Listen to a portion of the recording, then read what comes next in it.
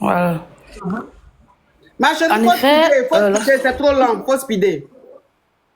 d'accord, on s'est rencontrés et puis il m'a fait des avances.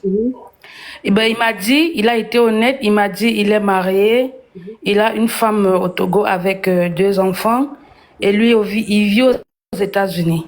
Je lui dis, ben, qu'est-ce que tu attends de moi? Il me dit, tu m'intéresses et j'aimerais vraiment que tu sois ma femme parce qu'avec celle-là, c'est ma femme du village et tout. Je lui dis, mais c'est vrai, tu me plais aussi, mais comment est-ce que ça va se passer?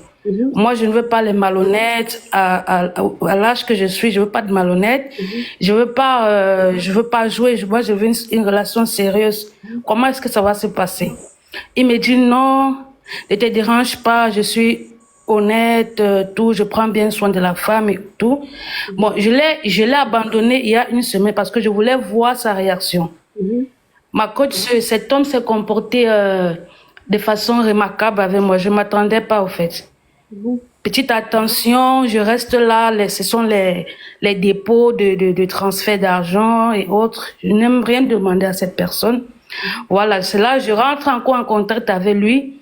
Et puis, on relance la conversation. Il me dit, moi, je veux que tu quittes l'Inde, parce que relation à distance, je ne veux pas.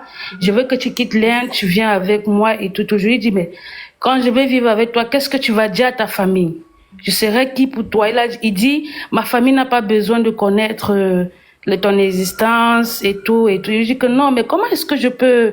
Moi, je suis une femme. Moi, j'aimerais te présenter à ma famille. Moi, j'aimerais que je peux pas aller vivre chez eux. S'il te plaît. Je peux pas rester chez un homme dans l'obscurité comme ça, non. Toute femme aimerait avoir qu'un homme qui le respecte et que sa famille respecte également. Il me dit, depuis une fois qu'il me dit non, ma chérie, ne te dérange pas, j'ai de l'argent, je peux bien prendre soin de toi, ma femme au village n'est pas un problème. Ma famille, ma mère n'a pas besoin de te connaître et tout, tout. Bon, il sait pas, ma coach. J'ai dit, mais là, il y a une interrogation, là, je sais pas. Il y a un point qui ne va pas. Il y a un point Donc, qui me dit, mais ma chérie. en gros, si je comprends bien, le mec, il veut te faire partir aux États-Unis, il veut vivre avec toi Oui, là-bas, mais il ne veut pas que oui. sa famille sache ton existence. Effectivement, ma coach, il veut pas que sa famille sache mon existence. Et je lui ai dit, non, non, moi je peux pas venir comme ça, et surtout aux États-Unis. C'est un territoire que si j'arrive là-bas et que quelque chose se passe à travers, tu vas voir, j'aurais dû abandonner ma vie en Inde pour venir te voir et puis tomber dans des catastrophes comme ça. Il ne fait que, en fait, il m'a dit, ma chérie, ne te dérange pas pour l'argent. Je sais, la majorité des filles, elles pensent à l'argent, au bien-être. Il a dit que non, non, non, non. Sérieusement, si tu veux réellement être avec moi, j'aurais besoin que ta famille me connaisse et autres. Il me dit non, non, non, ma chérie. Ok, donc tu ne Moi, peux que te répéter, ma chérie. Donc, c'est quoi ta question? Ma question, c'est que ma coach, comment faire? Vraiment, comment m'y prendre avec ce genre de situation?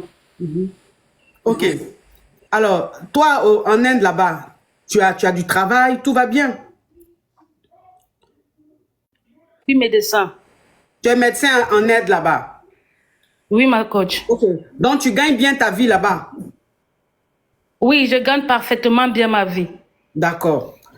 Bon, je vais t'expliquer le truc pour que toi-même tu saches ce que tu dois faire.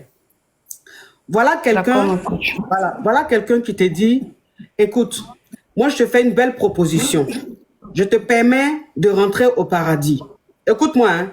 Ma chérie, où tu es là, il y a trop de bruit. Si tu as mis l'écouteur ou le Bluetooth, faut enlever, s'il te plaît. D'accord, ma coach. Ok. Voilà quelqu'un qui te dit, moi je vais t'emmener au paradis.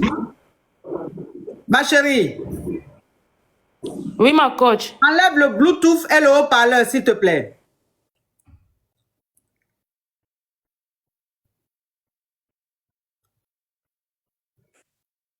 D'accord, ma coach, c'est Ok. bon. Voilà, ok. Donc, voilà quelqu'un qui te dit, je vais te faire rentrer au paradis.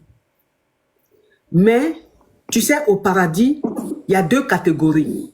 Il y en a, quand ils viennent au paradis, ils ont accès à tout. Nourriture gratuite. Tout ce qu'ils doivent avoir, ils ne payent pas, c'est gratuit. C'est la belle vie. Ils voient Dieu, ils parlent avec les anges. Et il y a une autre catégorie de paradis où quand tu viens, on appelle ça paradis clandestin. Ça veut dire que tu es au paradis, mais tu n'as pas accès aux anges. Tu es au paradis, mais la nourriture, tu dois payer. Si la nourriture coûte normalement 5 euros, toi, tu vas payer 1 euro pour avoir accès à la nourriture. Mais quand même, tu es au paradis. Ça veut dire qu'on va dire que tu es au paradis. Qu'est-ce que tu vas répondre? Ma coach, je préfère rester au paradis, ma coach.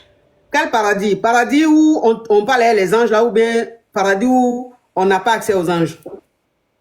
Non, paradis où on parle avec les anges, ma coach. Ok. Donc, paradis où on parle avec les anges là, c'est ça on appelle Inde, où tu es médecin. Et puis, paradis où tu n'auras pas accès aux anges là, c'est ça on appelle aller rejoindre ce monsieur là aux États-Unis. Ça veut dire que tu penses que tu es au paradis, mais tu es inutile au développement. Parce que la famille ne te connaît pas, personne ne te connaît. En fait, le mec, quand sa femme va l'appeler, tu seras obligé de couper ta respiration. Parce que tu n'existes pas. C'est que toi, quelqu'un va te dire, durant toi, ta vie, tu vas passer 10 ans de ta vie ou 15 ans de ta vie où tu n'existeras pas. On n'entendra pas parler de toi. Tu n'auras pas ton mot à dire. En fait, tu seras transparente. Mais tu es juste là, dans le foyer, où on te garde, tu fais à manger. Est-ce que tu vois un peu la foutaise? Je vois, ma coach, voilà. Je vois parfaitement. Donc, ce que moi, je veux te dire, ce que je veux te faire comprendre, c'est que tu es médecin. Tu es parti à l'école pour devenir médecin. Tes parents ont payé les études. Dieu seul sait la médecine. Comment est-ce que pour devenir médecin, on fait des années d'études. De longues années d'études pour devenir médecin. C'est comme être avocat. Ça te demande beaucoup d'années d'études, beaucoup de sacrifices. Donc, tous ces sacrifices que toi, tu as fait, et qu'aujourd'hui, tu es médecin, quelqu'un va te dire, arrête ton rêve. Laisse ton rêve. Ce pourquoi tu t'es battu, tu as passé des nuits blanches à étudier. Ce pourquoi tu as soutenu. Il faut laisser ça. Viens aux États-Unis parce que j'ai un bangala. J'ai été gré. Donc, ça veut dire que tu es allé à l'école pour quoi? Pour rien. Tu as passé des nuits blanches à bosser pour quoi? Pour rien. Donc, ça veut dire que toi, ton passage sur cette terre est inutile. Toi, tu vas survivre. Tu ne vas pas vivre. Est-ce que tu comprends un peu le truc?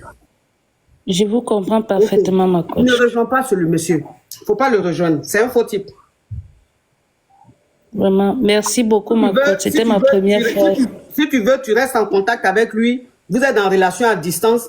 Il vient te voir, tu vas le voir. Mais pour dire tu vas laisser ton travail pour rejoindre ce monsieur aux États-Unis, jamais tu feras ça. Tu vas regretter toute ta vie si tu fais ça.